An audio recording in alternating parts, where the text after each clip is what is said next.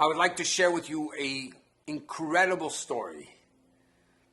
One day, Rabbi Zusha Zilberstein shared this story to a group of people in Montreal. Rabbi Shmuel Chefer, a great educator in the Chabad system, came to the Rebbe to present the plans of a new school for girls in Kfar Chabad. When he placed the papers, the plans on the Rebbe's desk, the Rebbe pushed them aside. And the Rebbe didn't want to look at them. He said, "What is with Twitu? What's with Twitu?" Rabbi Chefer was in a state of shock. What is the Rebbe asking? What is with Twitu?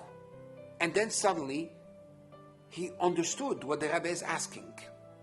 The private audience ended right there.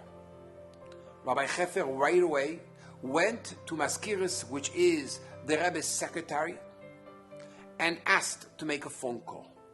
"Hello, Mrs. Twitu, please tell your daughter she can go back to school."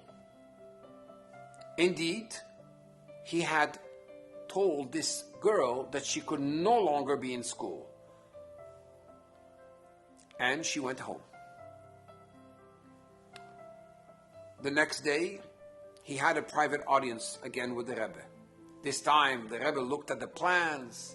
Wow, a big school, gave him blessings and showered him with blessings.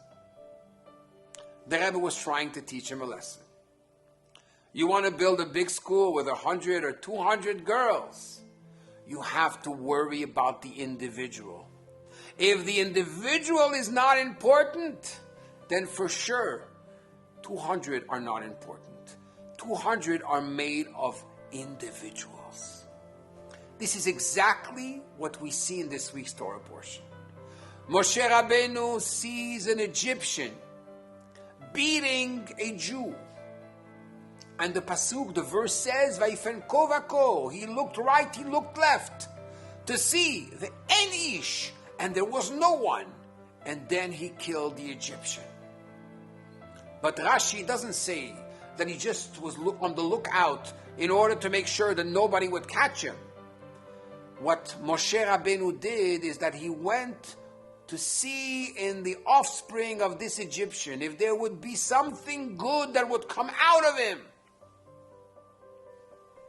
He saw that nothing good would come out of him. He killed him.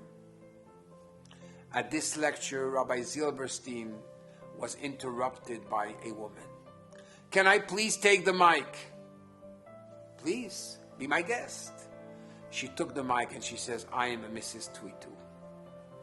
Today, between my children and grandchildren, I have 22 of my offspring which are shluchim to the Rebbe across the globe." Imagine. You are not Moshe Rabbeinu. You're not Moses to see what's going to come out of Twitu, what's going to come out of that student. It's time for us to take care of every child like Hashem would take care of every child. It's time for us to give the support to every single one of our students as if there are only